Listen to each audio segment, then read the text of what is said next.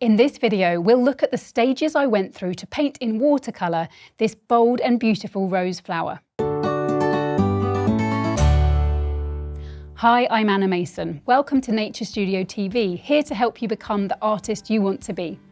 This rose flower is a riot of 3D and colour and is a long format video class available now via Skillshare and Nature Studio, my online school and community. Here's a quick overview. Once I'd made an accurate outline drawing, I began, as I always do, by using very watery paint to map out the palest hues in each colour area. Starting with the flower, I worked my way around, adjusting my paint mix to match the parts of the rose that were more pink, yellow or orange. This initial layer of pale paint would become my guide as the painting developed, so paying close attention to the colour changes even at this very early stage would help with realism later. The angles of my brushstrokes followed the direction of form. I was painting each petal from the part closest to the centre of the flower towards its outer edge and following the way it curled. Doing this meant I was building up the rose's texture and form right from the start. I did the same for the leaves next, adjusting the colour of my watery paint mix where there was more of a yellow-green, like the area around the veins, or more of a blue-green. Then I painted a brown colour on the stem and made sure the painting was completely dry before moving on. Next came the scary part when I added the darkest tones. With a thick buttery mix of pinky red colour, I painted the deepest recesses of the flower. And with a slightly more watery, more orange mix, I painted the next darkest areas. These were the places where the darkest tones were getting slightly lighter. The next step was to isolate the brightest highlights by painting the next lightest colours around them, so I could see where those palest areas should be.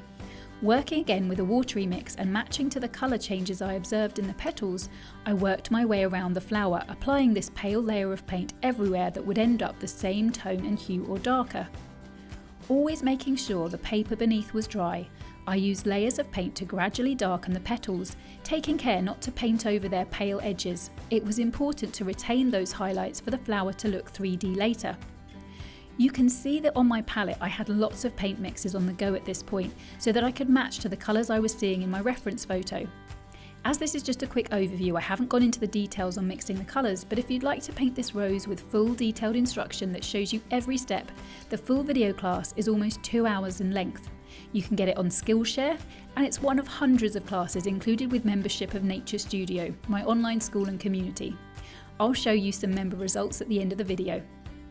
So once I painted those lighter midtones, the flower was coming together, and at this point I took a step back to look for any areas that stood out as looking too pale. I used watery paint to make subtle adjustments, as it's always easier to darken a watercolour painting than it is to make it lighter. With the flower almost complete, the next step was to do the same for the leaves. I cleaned off my palette, then started with the darkest tones in the leaves.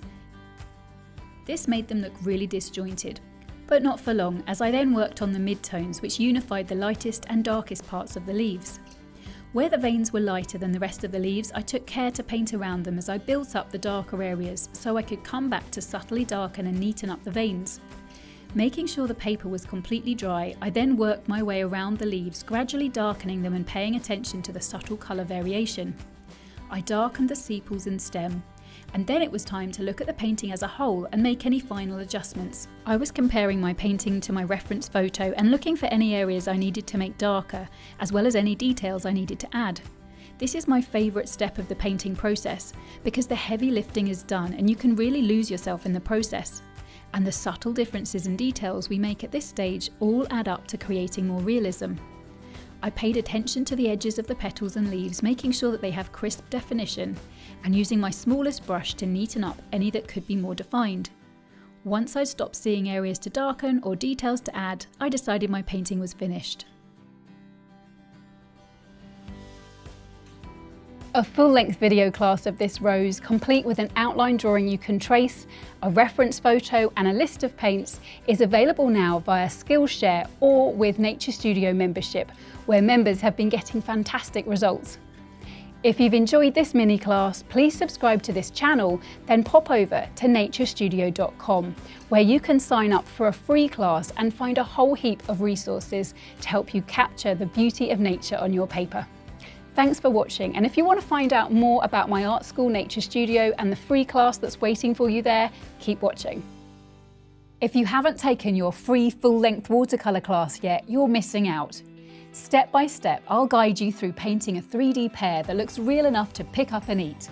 I'll explain not just what to do, but why, so you'll learn a reliable method you can use for painting all kinds of subjects that make your heart sing. You'll discover that you're already a better artist than you thought, and like thousands of others who painted their free pear before you, this discovery might just ignite a spark in you that wants to take this further. Which is where Nature Studio membership comes in. Joining gives you access to hundreds more classes that'll help you develop your skills and grow as an artist.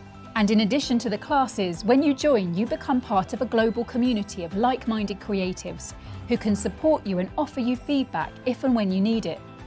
Get the free pear class now and enjoy discovering wherever it takes you next.